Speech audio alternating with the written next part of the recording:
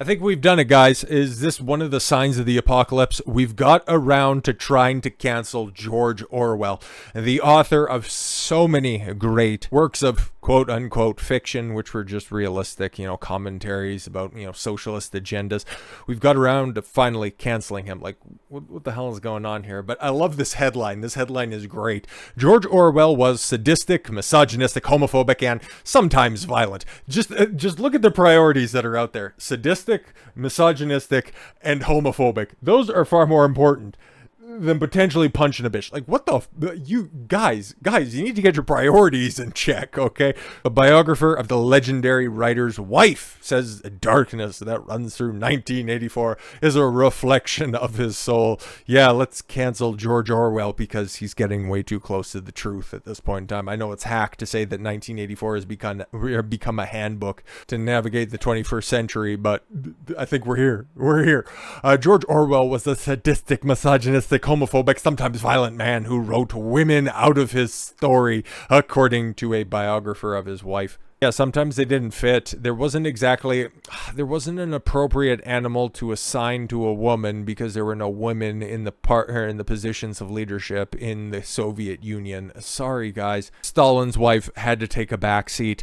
Anna Funder said that Orwell was a brilliant writer, but a complicated man whose personal life was at odds with the decency of his writing.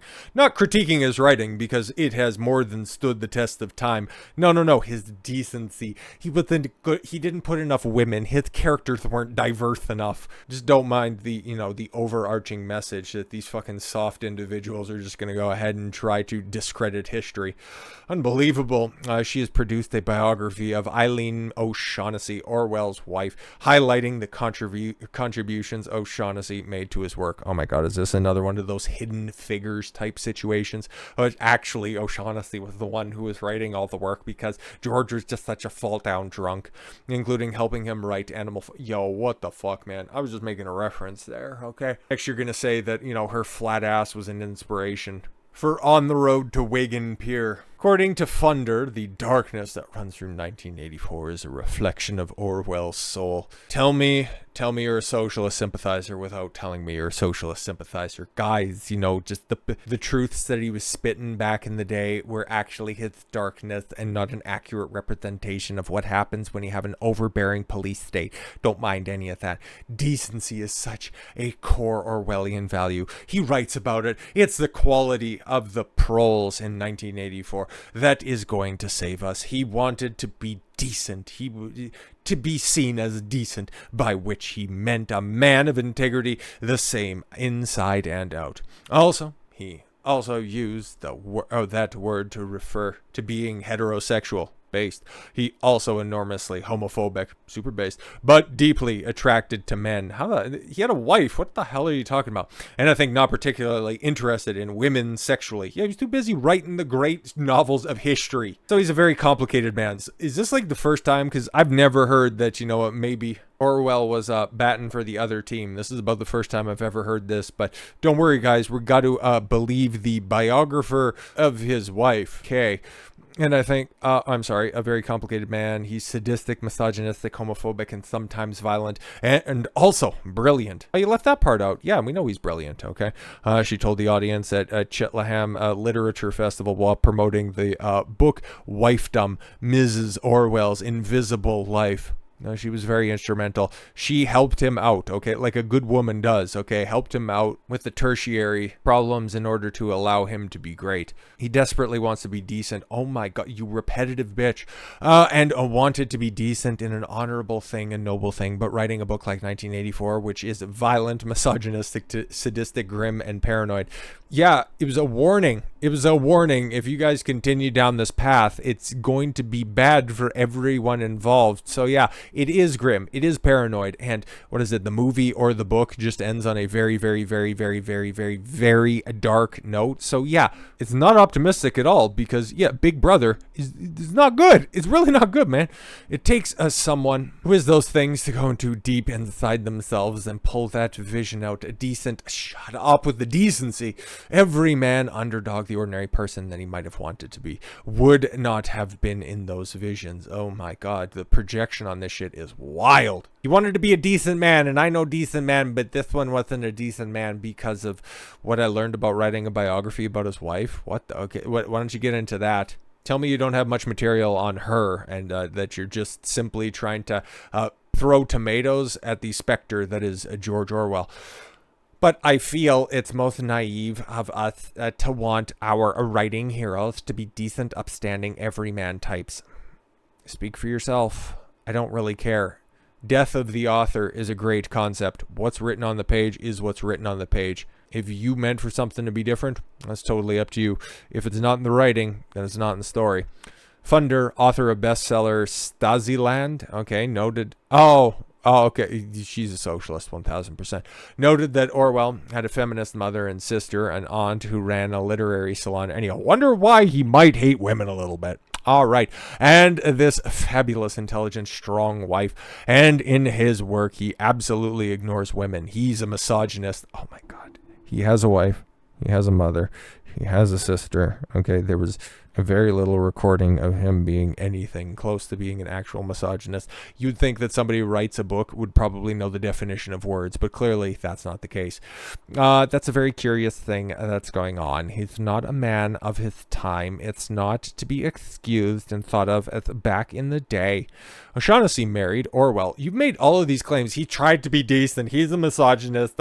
He kind of liked dicks, but then at the same time, he had a wife. So I just want to make all of these claims because I hate Nazis, and George Orwell, he was a Nazi because he criticized socialism. He was a dyed-in-the-wool communist who eventually came to the light and realized that, wow, this shit is total ass, and I don't like him for that.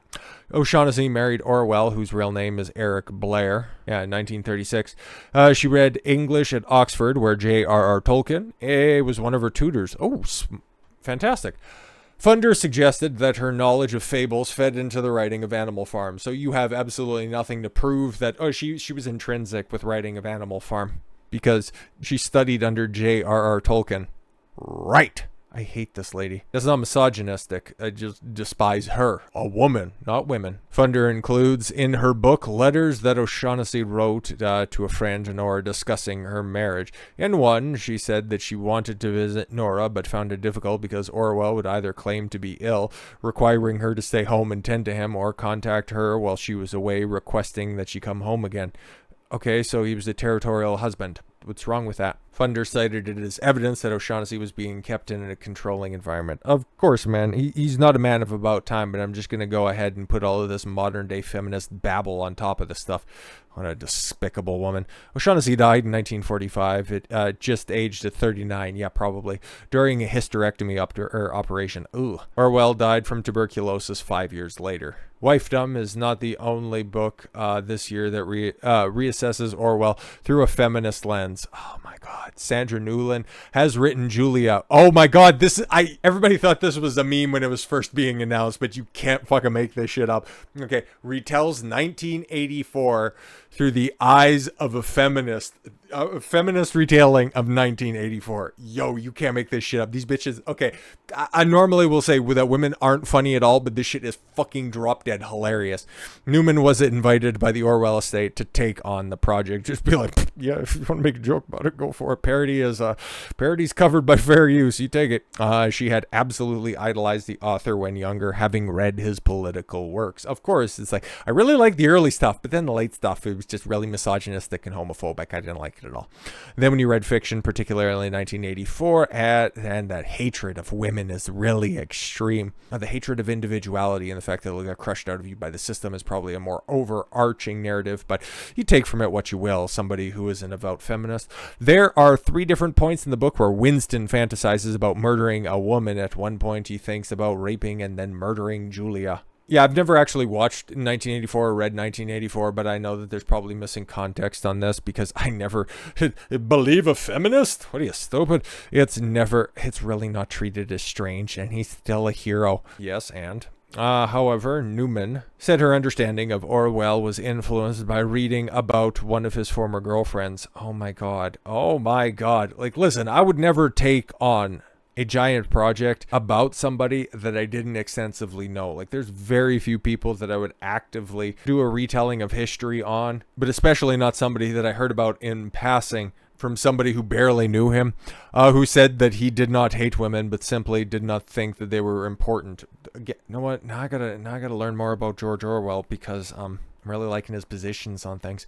So when he wrote a serious novel, it could not be about women. It's like, these are the same people that are just going to go to every single Marvel or every single new release that's out in Hollywood and just go, man, with all of that war and all of that death that went on, that was just really as women most affected, because they're the ones losing their husbands and sons. Blithering idiots. But I cannot believe that we got, and of course, man, it's always going to be a blonde-haired, blue-eyed, white, liberal feminist trying to cancel somebody of high repute, of significant importance, who is now at this point in time long dead. She also referenced J.R.R. Tolkien.